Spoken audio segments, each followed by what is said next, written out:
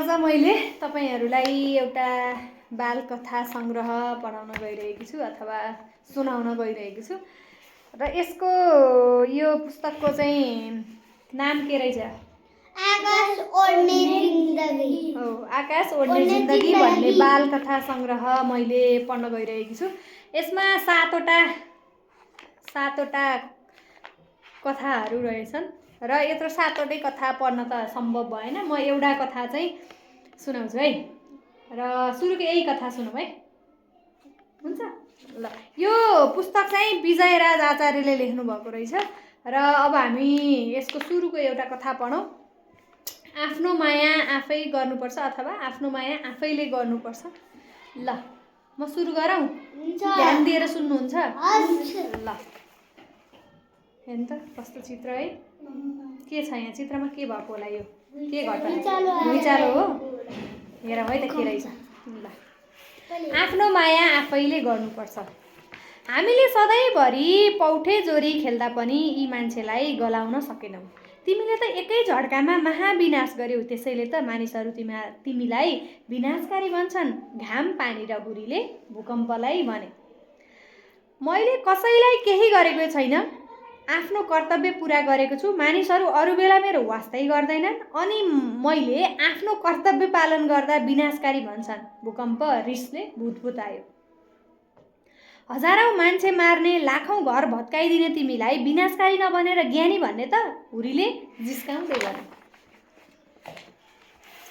जति ठुलो पहिरो गए पनि तिमीले जति त मैले कहिल्यै नोक्सान पुर्याएको छैन, पहिरोले भन्यो।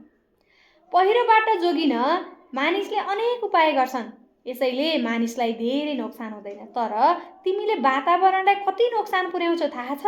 बस्ती, पखेरो, जङ्गल उजाड पार्छौ।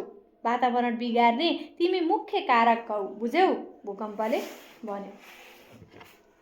जति जोडले र जति धेरै पानी परे पनि, जति ठुलो बाढी आए पनि, असिना परे पनि, खेतबारी बगाए पनि मैले तिमीले जस्तो हानि पुर्याउन सक्दिन, पानीले भन्यो। जे भए पनि तिमीहरू सबै वातावरण विनाश गर्ने कारक हौ, भूकम्पले भन्यो। म त पृथ्वीको सतहमा परिवर्तन गरेर यसलाई सुन्दर र विविधतायुक्त बनाउने प्राकृतिक शक्ति हुँ। म नभएको भए पृथ्वीमा न त पहाड हुन्थ्यो, न नदी र तालहरू हुन्थे। पृथ्वीमा मानव जातिको अस्तित्व हुनुभन्दा पहिलादेखि म सक्रिय छु। त्यस्तो भए नेपालको पहाड, हिमाल र तराई तिमीले नै बनाएको हो त? हावाले अचम्म मान्दै सोध्यो। अवश्य, अहिले जहाँ नेपाल छ त्यहाँ लाखौं वर्ष अघि ठुलो समुद्र थियो। तिमीहरूलाई थाहा छ कि छैन? भूकम्पले गम्भीर भएर सोध्यो। दक्षिणतिरको ठुलो भूभाग उत्तरतिर सर्दै गयो र तिब्बतको भूभागसँग ठोक्किएर पहाड र हिमाल बन्यो। हिमालबाट नदीहरू निस्के, नदीको किनारामा बस्ती बस्यो। मानिसहरूले खेतीपाती गर्न थाले। यसरी सुन्दर नेपाल बनेको हो। मैले नै बेला बेलामा धक्का दिँदै हिमाल र पहाडलाई अग्लो बनाएको हुँ। दक्षिणबाट बगेर तिब्बततिर जाने मनसुनी हावालाई हिमालय पर्वत खडा गरेर रोकेर नेपालतिर वर्षा हुने व्यवस्था मैले नै गरेको हुँ। अझ तिमीहरू मलाई विनाशकारी भनेर दोष दिन्छौ? आफैले सुन्दर बनाउने अनि आफै त्यहाँ बसेका मानिसका घर भत्काइदिँदै त्यही घरले च्यापेर मार्ने, यो के को बहादुरी हो? पहिरोले जिस्काउँदै भन्यो। मेरो बानी नबुझेपछि मेरो के लाग्छ? कस्तो बानी? म कहाँ बस्छु, कुन ठाउँमा बस्ती बसाल्न हुन्न, भूकम्पले नभत्काउने घर कसरी बनाउने जस्ता कुरा थाहा पाएर त्यसै अनुसार घर बनाएर बस्ती बसालेको भए मान्छेको केही नोक्सान हुन्नथ्यो। देखेनौ जापानमा कति धेरै भूकम्प जान्छ, तर त्यहाँ मान्छे मर्यो भनेको सुनेका छौ? मानिसले अरू प्राकृतिक प्रकोपबाट बच्न अनेक उपाय गर्छन्, तर मेरो वास्तै गर्दैन। मैले मानिसलाई नै दुःख दिन्छु भनेर केही गरेको छैन। मानिसले आफ्नै कारणले दुःख पाएका हुन्, भूकम्पले स्पष्ट पार्दै भन्यो। त्यस्तो विध्वंस मचाएर लाखौं मानिसलाई भोकै आकाशमुनि चौरमा बस्न बाध्य पार्छौ, तर पनि केही गरेको छैन भन्छौ, चट्याङले भन्यो। मैले भनिहालेँ नि, त्यस्तो मानिसको बुद्धि नपुगेर भएको हो, भूकम्पले भन्यो। हुन त हो, घाम पानी हुरी बतासबाट बच्नका लागि त मानिसले घर बनाउँछन्, बाढी र पहिरोबाट जोगिन रुख रोप्छन्, तर भूकम्पबाट जोगिन केही गर्दैनन्। हावाले भन्यो। मेरो किनारमा पर्खाल लगाएर ठुल्ठुलो रुख रोपेर तारबार गरेर मानिसले मलाई बाँधिसके।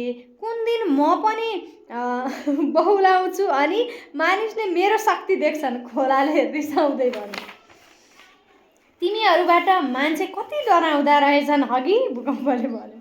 डराउन त डराउँछन्, तर सबै प्रकोपबाट बच्न मानिसले धेरै उपाय निकालिसके, डडेलोले भन्यो। तिमीहरूबाट मानिसहरू जसरी जोगिन खोज्छन् त्यसरी नै मबाट जोगिन पनि त्यसै गरेको भए के मानिसले धेरै क्षति बेहोर्नु पर्थ्यो त, भूकम्पले दिक्क मान्दै भन्यो। तिमीबाट बच्न के गर्नु पर्थ्यो त, हुरीले सोध्यो। म आउँदा जमिन पुरै अल्लिन्छ भन्ने मान्छेले जानेकै थिए। त्यसैले घर पर्खाल पुल सडक बनाउँदा मेरो धक्का सहन सक्ने बनाएको भए यस्तो विनाशकारी अवस्था भोग्नु पर्थ्यो र। सबै प्राकृतिक प्रकोपलाई वास्ता गर्ने, मलाई वास्ता नगर्ने भनेर रिसाएको होला होइन त, खोलाले सोध्यो। हो त नि, यस्तो बेवास्ता गरेपछि रिस उठ्दैन त, भूकम्पले झनक्क रिसायो। जे भए पनि मानिसले यो संसारलाई सुन्दर बनाउन खोजेका छन्, उनीहरूलाई अलिकति भए पनि माया गर भूकम्प। घाम पानी हुरी पहिरो र चट्याङले एकै स्वरमा भने। भूकम्पले भन्यो, मैले माया गरेर कोही जोगिने, माया नगरेर मर्ने हुँदैन। मेरो प्रभाव सबै ठाउँमा बराबर हुन्छ। वास्तवमा मानिस आफैले आफ्नो माया गर्नुपर्छ, हो कि होइन? हो। भूकम्प गएको थाहा पाए हौ तिमीहरूले? कहिले गएको थियो?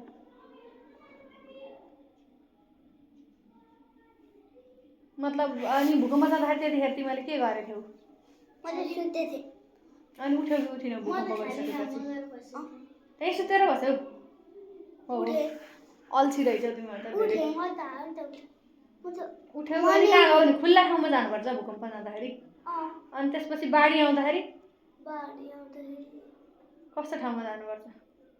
हो, अग्लो ठाउँमा होइन। अनि त्यसपछि चट्याङ पर्दाखेरि खुल्ला ठाउँमा जाने हो र कि घरभित्रै बस्ने हो? हो, झ्याल ढोका लगाएर घरभित्र बस्ने होइन र? हो, होइन। अनि अरू? अनि आग लागि भयो भने के गर्ने त? आग लागि भयो भने अनि त्यसपछि अब आग लागि भएर त्यहाँ तिमीहरूले त अब केही गर्न सक्दैन। के गर्नु पर्यो? अब आफूभन्दा ठुलो मान्छेहरूलाई खबर गर्नु, जानकारी दिनु पर्यो होइन। यहाँ आगो लाग, निभाउन आउनु पर्यो भनेर हेल्प माग्नु पर्यो होइन। ठिक छ।